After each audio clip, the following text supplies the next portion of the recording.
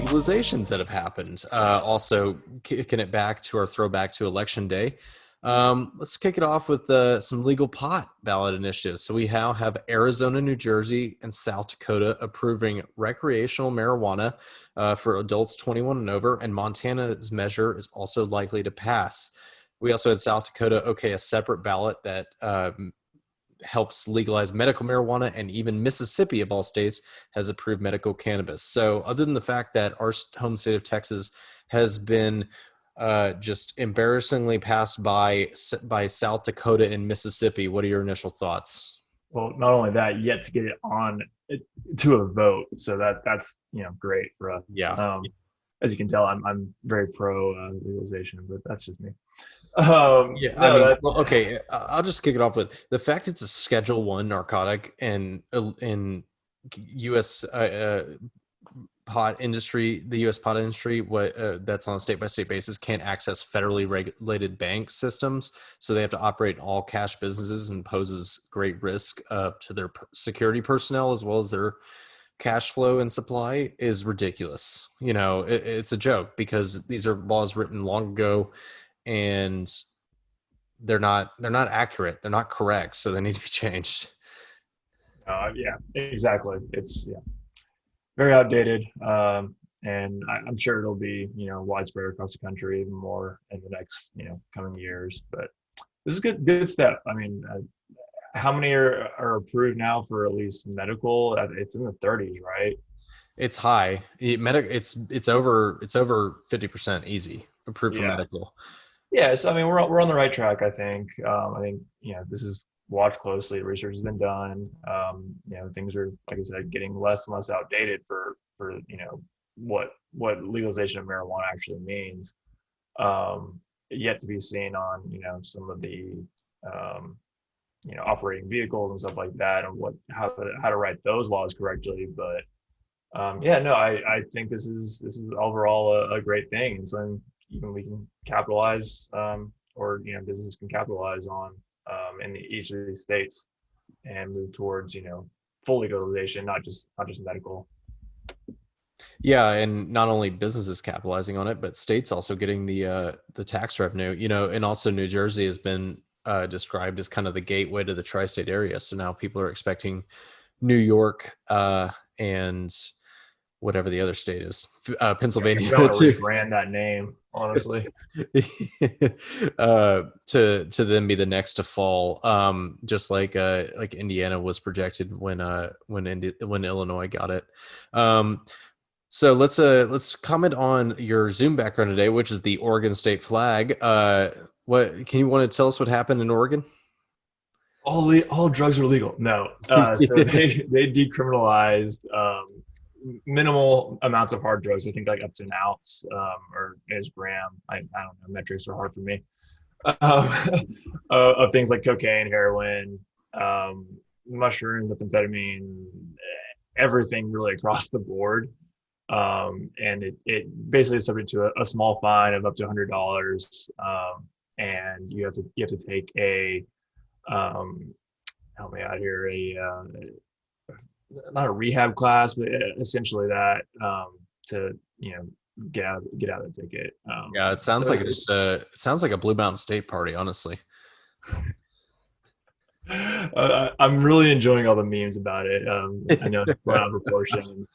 These drugs are still illegal, but yeah, it's not going to put a bunch of people in a prison because they're carrying small amounts of this, and they're trying to get them help rather than make them huge quote unquote pay criminals that are just clogging up the system. Yeah, and then you also had DC decriminalizing psychedelics as well, taking another step there. So politicians on some mind-altering drugs. A lot of shrooms going around Capitol. But they were already there. Yeah. But this is an interesting step. I think it's one of many that needs to happen. I think most people that are educated understand what this really means, and this is not the gateway to just total legalization and anarchy, but this is a step in the right direction for our prison system, not just legalizing these drugs and decriminalizing them. Yeah, especially when you're talking about mandatory minimums, and mandatory minimums are proven to be racist on face value. So we're not going to get into mandatory minimums. We're talking more about the business side of it. So we'll get into more of what's next for pot. But let's we also got some legal sports gambling. Maryland, South Dakota again, and Louisiana have generally approved on ballot measures that that they're now going to have sports gambling. We got 3 more states joining that cult. And Texas omitted from that. Yet again, not Shocker. following the second most populous state, not doing something smart. Go figure. But yeah, so I think it's some good news for your popular sports gambling stocks though, like DraftKings, Penn National, IAC, and MGM. All of them. It's the trend is that I wrote about however many months ago, and we've talked about before, is starting to come more and more into fruition. Yeah, get a little crystal ball there. No, I know, you and I like these stocks. They're fun to at least watch and keep an eye on, especially as things gonna get back to normal. I mean, again, it's more tax revenue for the states, and it can be something that can be done responsibly and can be regulated as well. So it's just like, how is it any different from alcohol sales? Right. It does affect a lot of families, unfortunately. There's some truth to that, but yeah, it can be regulated. It can be safe. It can be done responsibly, and it's been proven that it has. So yeah, I don't see why more states don't follow suit. I'm sure they will in the next 10, 12 years. Yeah, plus it also keeps a lot of U.S. money in U.S. banks that are obviously more trusted than putting it on a Latvian or Argentinian or German website or something that you have no idea. You send your money out to go lay a bet down on the Patriots not covering against the Jets like tonight. I have no idea what you're talking about, Pay. I don't abide by that stuff. I didn't do that game, so allegedly. But anyway, so yeah, good news for obviously those types of companies. And then our last ballot measure we wanted to talk about was Prop 22 in California. Got a lot of news because it was widely publicized, because Uber, Lyft, DoorDash, Instacart, Postmates, and all your other gig economy app-based employers dropped $250 million roughly on advertising for people to vote for it, which is what they did in California. It passed, and what it does is it's targeted a California law called AB5 that was going to be forcing those companies to reclassify all the gig workers as company employees, pay them benefits, pay them minimum wage, things of that nature. And so, Pay, before you just keep going, this sounds great, right? It sounds like a good thing on the surface. What, that it passed and that they aren't going to classify them as employees, or it sounds good that they were going to pay them benefits and they're going to pay them benefits, right? Like it's great. Well, it's a little more nuanced than that, but yeah. Oh, is it? Shut up. But yeah, I don't know. It's a tough one. It's really unfortunate that the people that are going to lose the most of this are the actual drivers and gig workers themselves, while this is fought out by people that are much wealthier and have much more power than they do.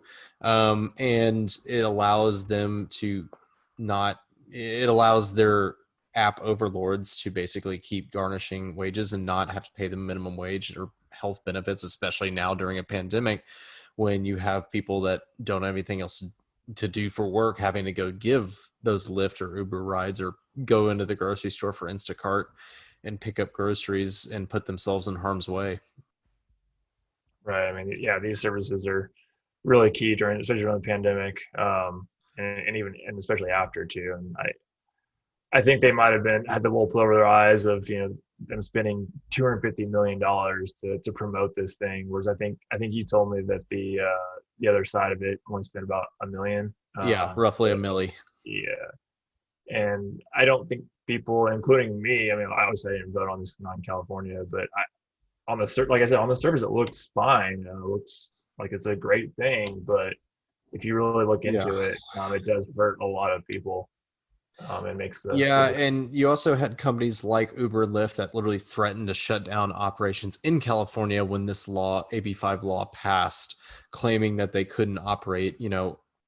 These companies don't make money anyway right now. They all lose money, and they were claiming that their business wouldn't be able to materially be able to afford that for all of their workers.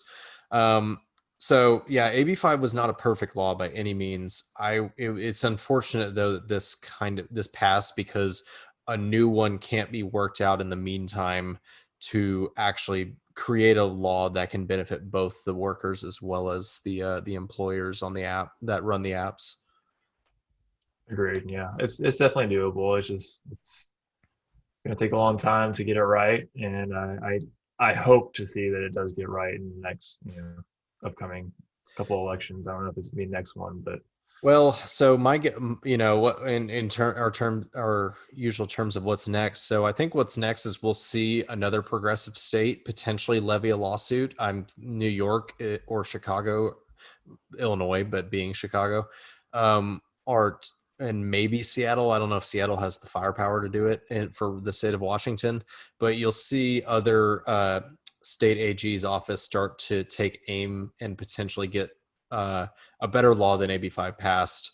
Um, so we'll have to see going forward, but it was a big win for the gig economy employers, not the employees, here on election day in that regard in California. But so that's what I think's coming next for legal sports betting. I think we're going to continue to see even more states fall down like dominoes as they want that tax money coming into their bank accounts.